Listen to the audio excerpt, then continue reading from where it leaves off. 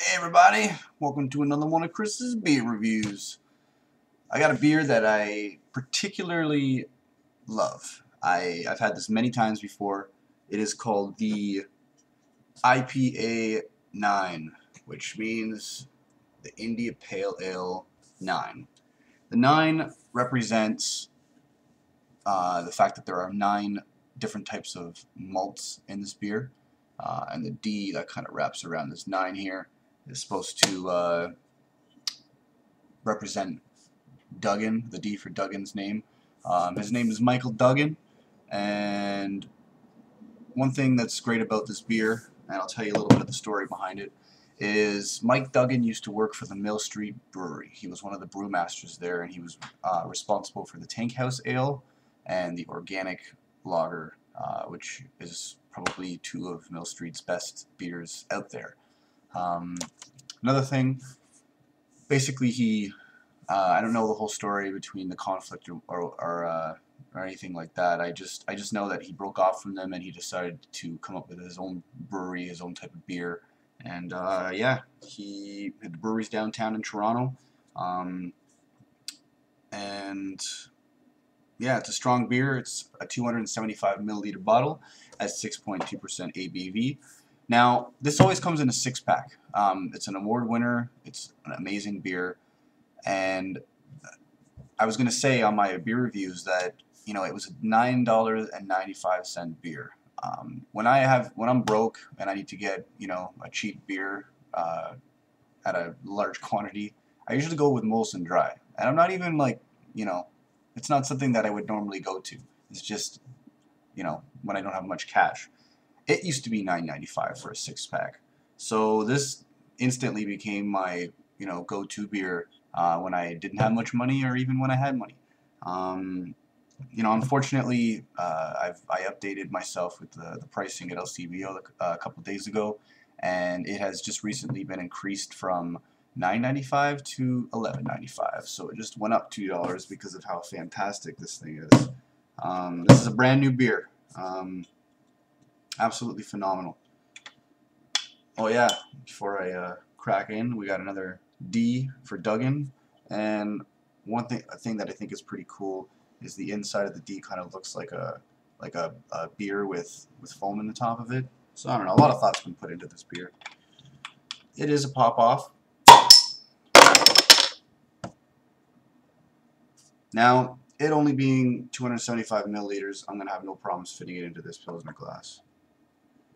Now, one thing that I noticed with this IPA is that when I pour it, very ending, the head just kind of grows. Yeah, it's still growing. Still growing. It happens every time.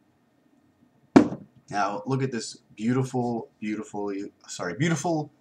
colored beer. It's kind of got like a amber, like mahogany color. You have a very, you know, typical looking head, except the further the head goes down, the more reddish it becomes, like the beer. You got very small bubbles, and you know, I'm gonna move the camera for this because it's so phenomenal. You got very small bubbles with a few medium bubbles in there. Now, this beer is phenomenal. Like you smell, like, it is an IPA, so it's gonna have a bitter taste, but I don't find that the bitter taste, you know, kind of like side swaggles me from enjoying this beer. The bitter taste is actually enjoyable, which is, you know, more than what I could say for most bitter beers. Well, here goes.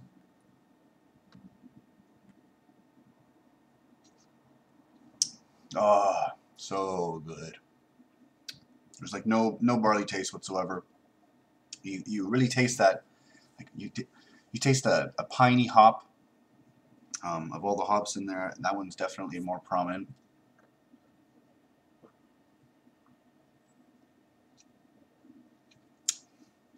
It's definitely caramel, malts. You can taste a little bit of like, I don't know. I don't want to say vanilla. I don't want to say butterscotch, but it also has like a nutty approach. But it does not taste like any nutty beer that I've ever had in my life. It's different. It's very original.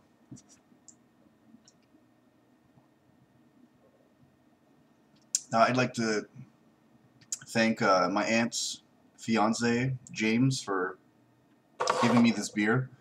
He gave me this beer to recommend it for my beer reviews, but he had no idea that I was already a huge fan.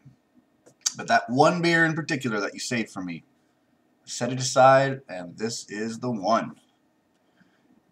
Thank you very much. Everybody, look at that wonderful lace.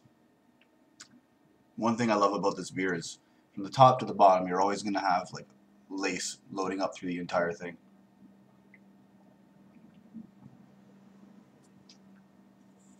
It is a very medium body because it can't say because, but one of the things that you notice, it has a very, very light complexion, like a light body complexion, but when you're tasting it, it feels kind of thick, like on the back of your throat. But it is a medium beer. Medium-bodied beer is not thick whatsoever.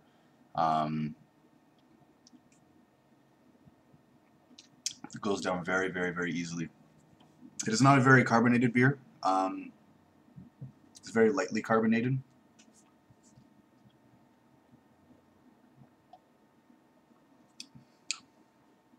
I don't know if I'm right by saying this, but it also has kind of like a weedy taste. Not a weedy taste that you would get out of a lager. It is very, very different when you mask it with all those malts and those hops.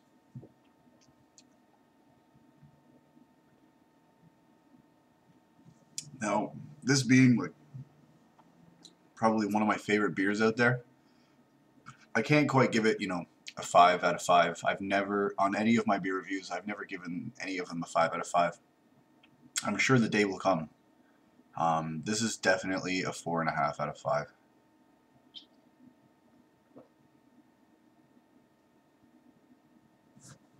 I've actually been in LCBO, and I've actually been able to strike conversations with people because we both were picking up this beer, and oh yeah, it's a really good beer. Not too many people know about it, and I absolutely agree. It's phenomenal. This thing is going to get huge. I hope to God the price doesn't go up again, but I wouldn't be surprised because this is going to be on the shelves for years and years and years and years to come.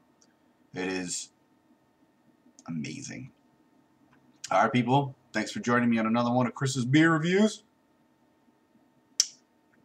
Don't drink and drive, but drink responsibly. Have a good day.